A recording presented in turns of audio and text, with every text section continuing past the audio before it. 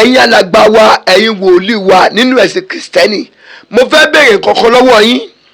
Mo wá fẹ́ ẹni tó bá gbójúgbóyà tó mọ bíbélì dáadáa tó lè kọ́ tiẹ̀ mo fẹ́ kó jáde kó sọ̀rọ̀ lórí ọ̀rọ̀ yìí.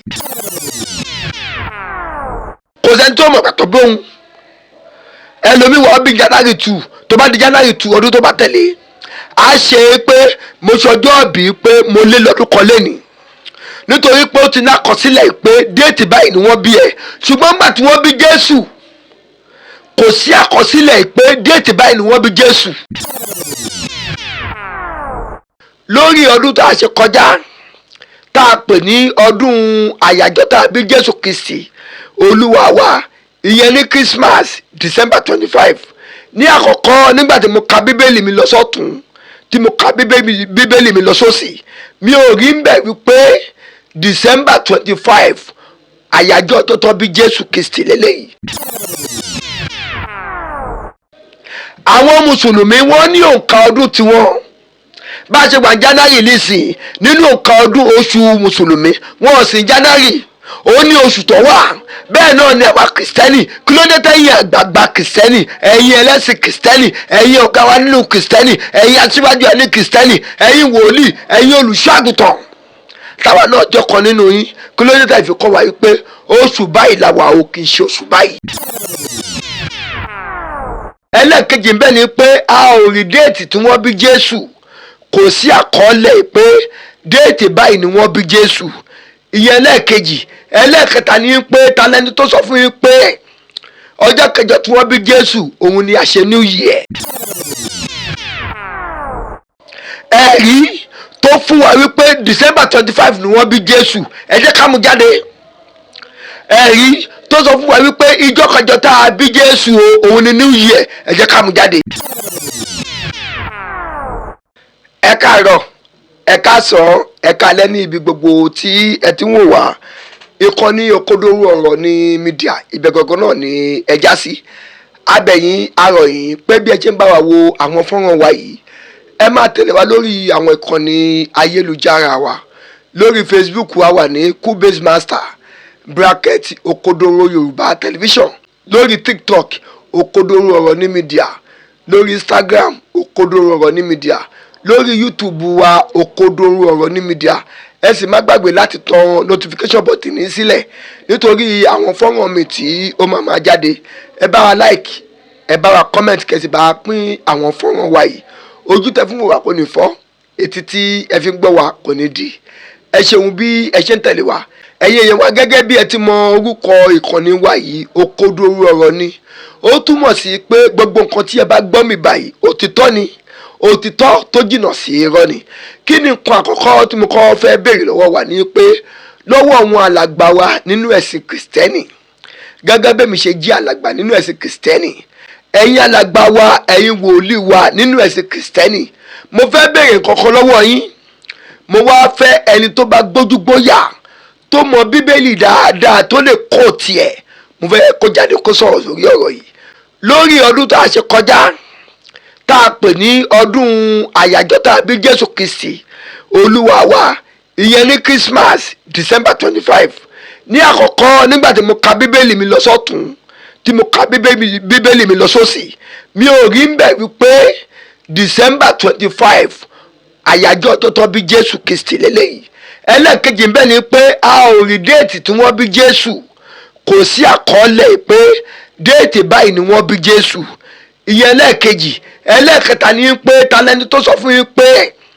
ọjọ́ kẹjọ tí wọ́n bí Jésù òun ni àṣẹ New Year.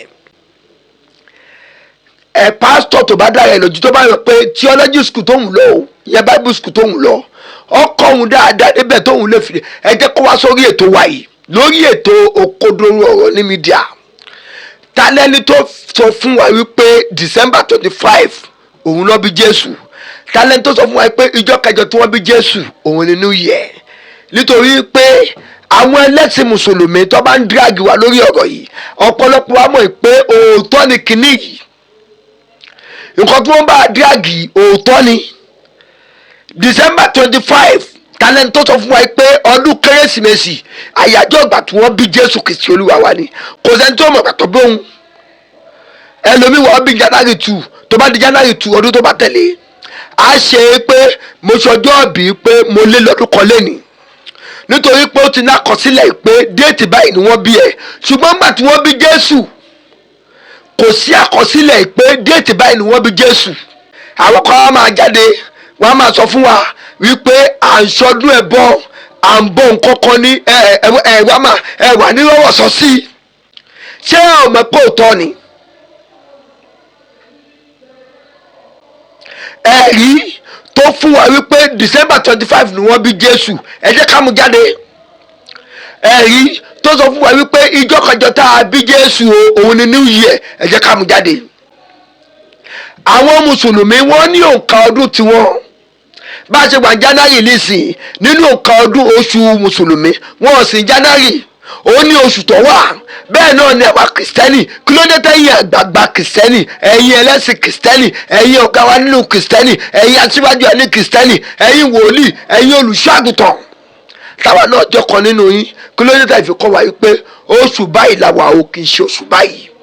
táwa ń tẹ̀lé oṣù tí ò ní túmọ̀. ìyẹn dúró bẹ́ẹ̀ ẹlẹ́ẹ̀kejì tí mo fẹ́ fàyọ̀ fún wa ni wípé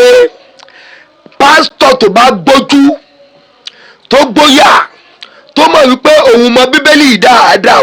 ó yí òun látòkèdè lẹ̀ kó jáde kó wá sọ fún wa wípé orúkọ photographer tó ya Jésù òun lélẹ́yìí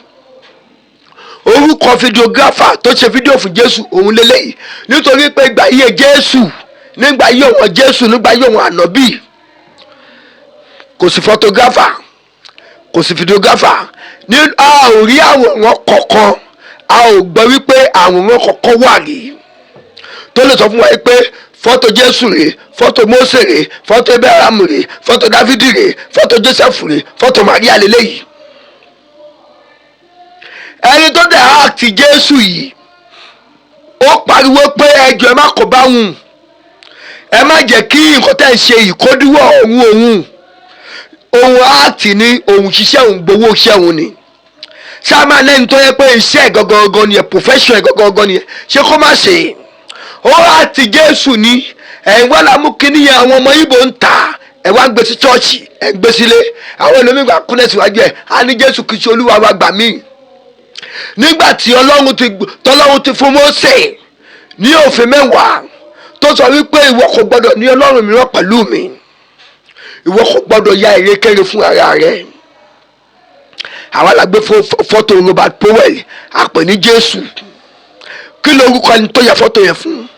kí lorúkọ ẹni tó ṣe fídíò yẹn fún. ìyẹn dúró bẹ́ẹ̀ àwọn ẹlòmíì níbi tó pọnú dé àti wọn máa sọ pé Jésù ni Ọlọ́run Jésù ò kìí ṣe Ọlọ́run o